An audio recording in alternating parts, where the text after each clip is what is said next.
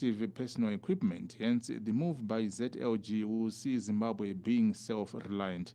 Owen Mandova, ZBC News, Harare. And our time for business news. The Victoria Falls tourism industry has welcomed the decision by government to reopen the country's skies to both domestic and international flights as a major step towards the recovery of the sector, which was hard hit by COVID-19. Let's hear more. Victoria Falls International Airport, a gateway to the world's most spectacular waterfall, is ready to welcome tourists after having experienced unprecedented drop in aviation and commercial activity due to COVID-19.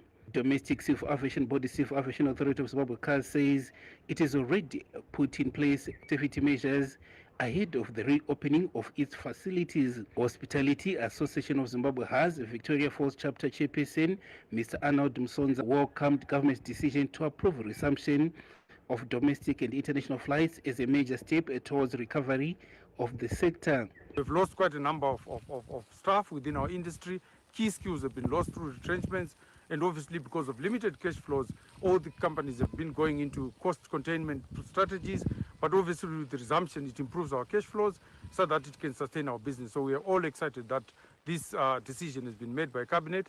Chundo Island concession manager Mr. Dudley Tafuruk said the destination is optimistic of brighter days to come and stressed the importance of safety under the new normal. The safety of our tourists always come first, and we are prepared. We're getting the PPEs, our vehicles are going to be sanitized, everything that is in the lodge is going to be sanitized, and our staff is going to be compulsory that they wear masks. According to government, domestic flights will resume on the 10th of September, while international flights will commence on the 1st of October. All travelers will be required to have a PCR COVID-19 clearance certificate issued by a recognized facility within 48 hours from the date of departure, in line with the WHO guidelines. Lakmo Safuli, ZBC News, Victoria Falls. In the arts, the National Arts Council of Zimbabwe is establishing cultural centers in urban areas of Matabeleland South Province as part of efforts to grow the creative industry. The National Arts Council of Zimbabwe, NACZ, has made significant strides in spearheading construction of cultural villages in rural parts of Matabeleland South, with focus now shifting to urban areas where a cultural center is taking shape in Gwanda. The center, which is being established through support from the community and the municipality of Gwanda, will provide artists with a home for rehearsals, holding shows and marketing their products, among other services. National Arts Council of Zimbabwe Provincial Manager Mr. Noktula Moyo urged stakeholders to support the project for the benefit of the creative industry in the province. Problems that the artists were having in getting places where they could go and rehearse, work on their works, that is why we came up with that cultural center. It's quite, what you have just said is quite positive. Artists in Gwanda have, on the other hand, organized themselves through the Talent Innovative Mentorship Exercise Time project, whose aim is to coordinate talent identification. The brains behind the project, Adrian Musa, says they are currently using virtual space to network as artists. We have created a WhatsApp chat group where almost all the artists in Matabeleland South are part of the group, and we have what we call the midweek time session, whereby we invite our guests on different topics pertaining to the arts industry. So as a time we sit down, identify a possible topic that we need to discuss, then we engage an expert on that particular topic for discussion. Time Project has since submitted proposals for funding from Culture Fund of Zimbabwe Trust and other donors, which will be key in the implementation of the objectives of the initiative. Meanwhile, 126 artists in the province have applied for the COVID-19 relief funds availed by government. Susan Paul for ZBC News, Gwanda. And now time for sports news.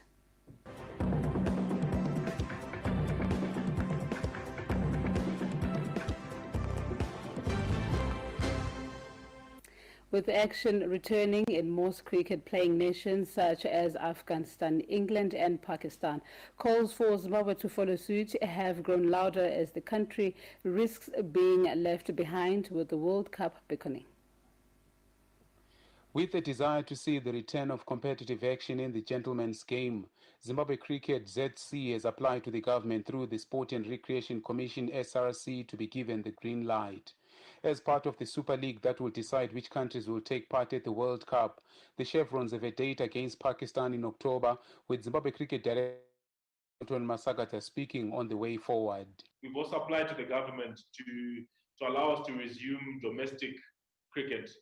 So that would be our local cricket as well, because obviously the guys will need some match practice, will need some game time if that was to happen. After being given the green light for training to take place, zonal sessions started last week with a full camp expected once the government gives the nod. Masakaza, however, believes that it is crucial for Zimbabwe to prepare for the upcoming Super League and return to international cricket if the country has any prospects of taking part at the World Cup. We just need to get going as well as soon as we possibly can, because it's very important to get started now because of this Super League that they've introduced. You play well in your Super League games, then you can still get a ticket to go to the World Cup. The Super League is the world qualification tournament that does away with qualifiers, hence the need for sound preparations for the team to be in top form during the tournament.